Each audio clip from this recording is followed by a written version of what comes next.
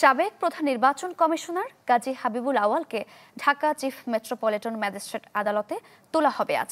এরই মধ্যে তার 10 দিনের রিমান্ড আবেদন করেছে পুলিশ। গতকাল রাজধানীর মগবাজার থেকে তাকে গ্রেপ্তার করা হয়। তার মেয়াদকালে জাতীয় ও স্থানীয় সরকার নির্বাচনে অনিয়ম, দুর্নীতিসহ শপথ ভঙ্গের অভিযোগ গেল 22 জুন রাজধানীর শেরে বাংলা নগর থানায় মামলা করে বিএনপি। এই মামলায় দশম, একাদশ ও দ্বাদশ সংসদ নির্বাচনের সময় সিইসি কাজী রাকিবউদ্দিন আহমেদ, কেএম নুরুল হুদা ও কাজী হাবিবুল আওয়াল কমিশন ছাড়াও আইনশৃঙ্খলা বাহিনীর কর্তা ব্যক্তিদের আসামি করা হয়।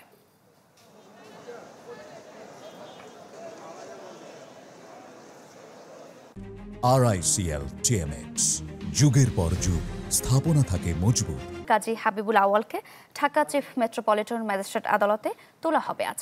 এরই মধ্যে তার 10 দিনের রিমান্ড আবেদন করেছে পুলিশ।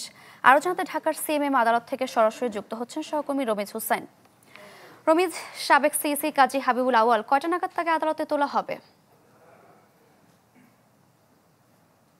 আমরা যতটুকু জানতে পেরেছি, প্রসিকিউশনের বিভাগের একজন এডিসির সাথে আমার কথা হয়েছিল। তিনি বলছেন আর কিছুক্ষণের মধ্যেই ডিবি থেকে আদালতে তাকে আনা হবে এবং এখান থেকে তার 10 দিনের রিমান্ড আবেদন করা হয়েছে। রাষ্ট্রপক্ষ থেকে আমার যিনি আইনজীবী আছেন তার সাথে কথা বলছেন, তিনি বলছিলেন যে সবশেষ 2024 সালের যে নির্বাচন, সেই নির্বাচনের প্রধান নির্বাচন কমিশনার ছিলেন কাজী হাবিবুল আওয়াল। সেই সময় ডামি যে নির্বাচনটি আসলে শুধুমাত্র আওয়ামী লীগ এবং তাদের প্রার্থীদের মধ্যে নির্বাচন হয়েছে এবং সেখানে বিরোধী কোনো মত ছিল না। শুধুমাত্র এই নির্বাচনটাকে বৈধতা দিয়েছেন কাজী হাবিবুল আওয়াল এবং সেখানে সে শপথ ভঙ্গ করেছেন এবং কোন কোন প্রার্থীর কাছ থেকে কী ধরনের উৎকোচ তিনি গ্রহণ করেছেন এবং কারা আসলে এর সাথে কলকাঠি নেড়েছেন এবং শুরু থেকেই কারা এর সাথে ছিল এবং এই ঘটনার যে মূল হোতা এবং আইন শৃঙ্খলা বাহিনীর যে সদস্য এর মধ্যে জড়িত আছেন, সে সবগুলো বিষয় নিয়েই তাকে জিজ্ঞাসাবাদ করা হবে এবং সেই জন্য তার কাছে 10 দিনের রিমান্ড আবেদন করেছেন। এবং আসামি পক্ষের যিনি আইনজীবী আছেন তার সাথে কথা বলছেন, তিনি বলছিলেন যে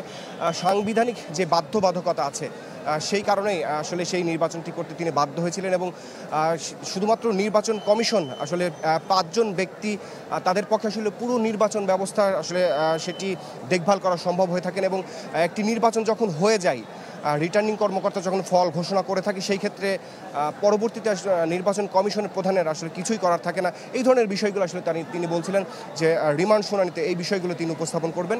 আর রাষ্ট্রপক্ষ থেকে বলা হচ্ছে যে এই যে নির্বাচন আসলে বিগত 3টি নির্বাচন, দশম, একাদশ এবং দ্বাদশ যেই সংসদ নির্বাচনগুলো, এই নির্বাচনগুলোতে আসলে শুধুমাত্র আওয়ামী লীগকে জেতানোর জন্যই এবং এই ধরনের শপথ ভঙ্গের উদ্দেশ্যেই এই ধরনের নির্বাচনগুলো করা হয়েছিল এবং যার বৈধতা দিয়েছিলেন কাজী হাবিবুল আওয়াল এবং এর আগে যে 2জন নির্বাচন কমিশনার ছিলেন তারা।